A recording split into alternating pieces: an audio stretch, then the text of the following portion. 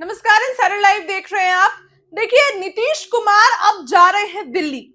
कब से बिहार में नया सीएम आएगा और कौन होगा नया सीएम, अंदर से बड़ी खबर निकल कर आ गई है कि आखिर बीजेपी अंदर खाने में क्या चल रहा है। एनडीए दल की बैठक भी होने वाली है।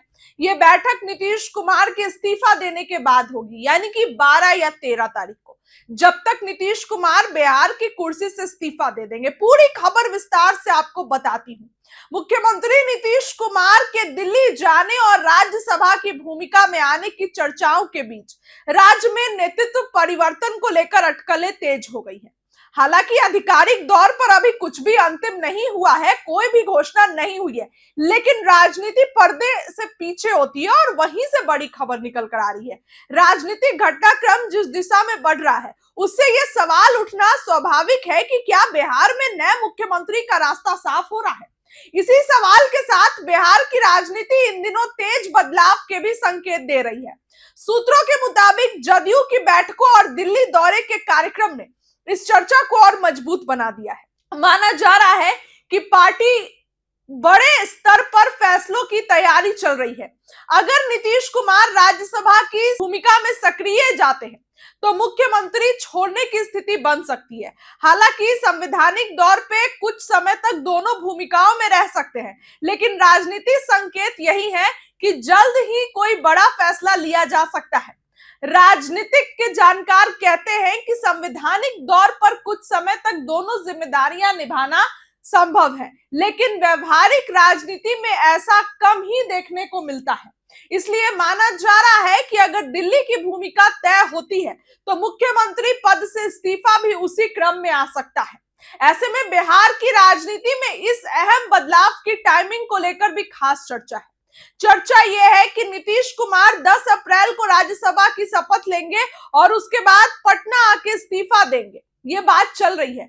लेकिन सूत्र कह रहे हैं कि 13 अप्रैल के बाद ही इस्तीफा हो सकता है और एनडीए की बैठक भी उसी समय आसपास हो सकती है। ऐसे में आगामी 14 अप्रैल यानी कि अंबेडकर जयंती के बाद राजनीतिक गतिविधियां तेज होने की संभावना है।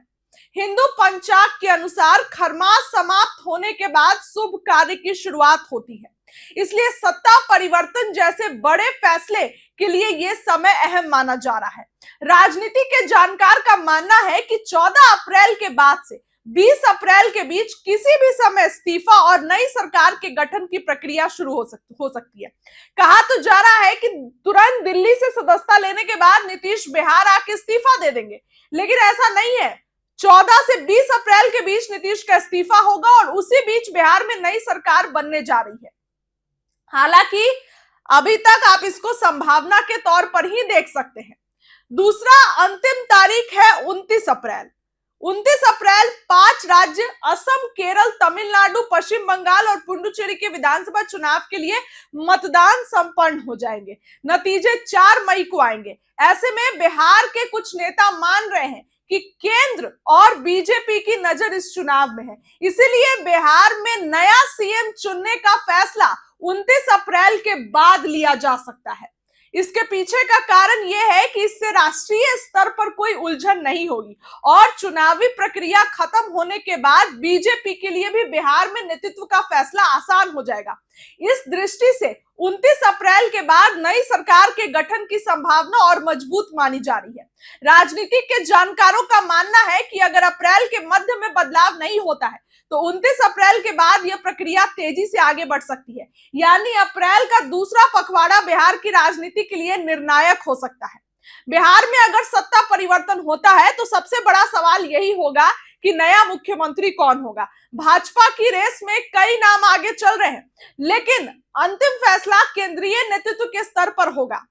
अब देखने वाली बात होगी कि कौन होता है मुख्यमंत्री, लेकिन यह बहुत बड़ा बयान आ रहा है, बहुत बड़ी बात आ रही है कि 29 अप्रैल तक भी फैसला हो सकता है।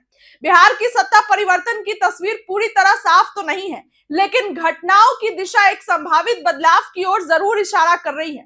अप्रैल के मध्य से लेकर महीने के अंत तक तारीख बेहद अहम माने जा रहे हैं। साफ है कि 14 अप्रैल के बाद समय और 29 अप्रैल के बाद राजनीतिक स्थिति दोनों ही अहम पड़ाव के दौर पर सामने है। साफ है कि अभी यह कहना जल्दबाजी होगा कि नया मुख्यमंत्री कब शपथ लेगा। अभी संकेत और फैसले बाकी है। तो फिलहाल 29 अप्रैल और 14 अप्रैल दोनों बिहार की राजनीति के लिए बहुत महत्वपूर्ण दिन है। कुछ भी हो सकता है। इस खबर के लिए इतना ही। बहुत बहुत धन्यवाद।